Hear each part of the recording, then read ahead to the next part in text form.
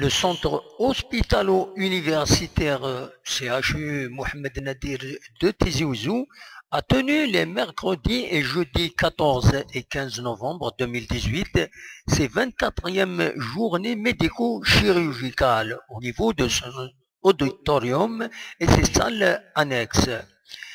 L'événement à caractère scientifique et qui permet un échange entre médecins, comme il a valeur de formation pour d'autres, a été organisé en plusieurs types d'activités que sont les communications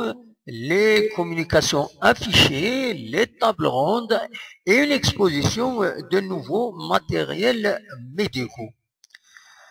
Nous avons interrogé Dr Namar, directeur des activités médicales et paramédicales du CHU, qui est l'organisateur en chef de ces journées, sur l'impact de cet événement sur le CHU et son financement. Écoutons sa réponse.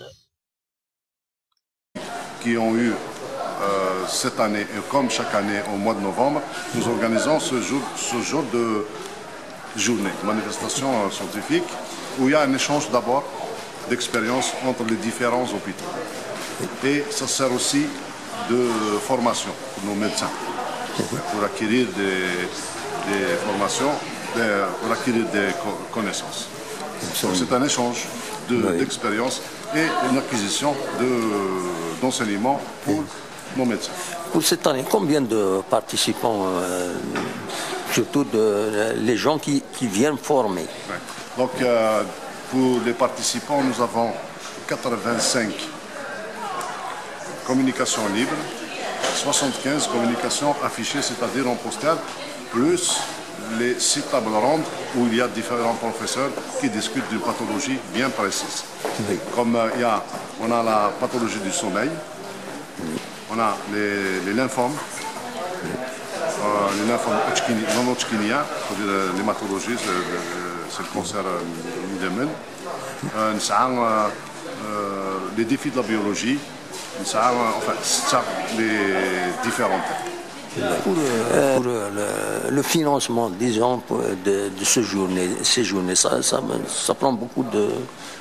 Le financement, évidemment, nous comptons sur nos sponsors qui sont ici présents avec leurs stands, différents laboratoires qui nous ont aidés, et je profite de cette occasion pour les remercier. Leur aide précieuse. On traite les adultes. On fait de la détection uniquement de Steinbach. Mais ils nous disent jamais... Une situation de cancer où vous avez des critères de ça, c'est-à-dire l'état général, du vagement, des bilans de débrouillage. On pense à l'infection, on met des antibiotiques, on se dit qu'il y a une infection impossible, ils ne répondent pas. On a eu une gamine qui avait fait un mois de traitement, un mois de fièvre. Mais c'est une activité macrophagique bénigne, mais potentiellement grave.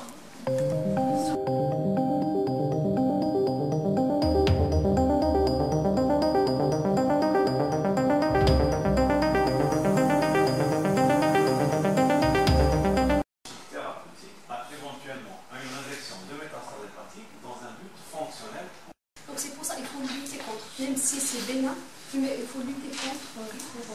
Concernant la deuxième communication, pour Dr Chalet, y a-t-il des questions?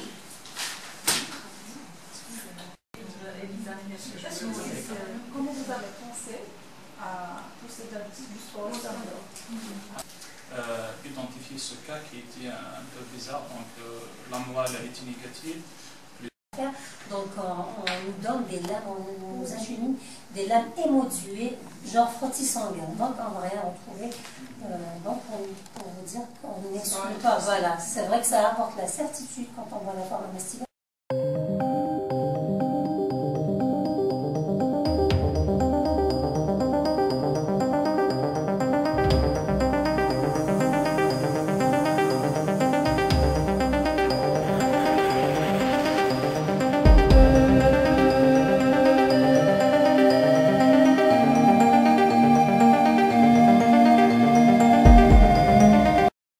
القسمي محمد السعيد سكتي زي وزو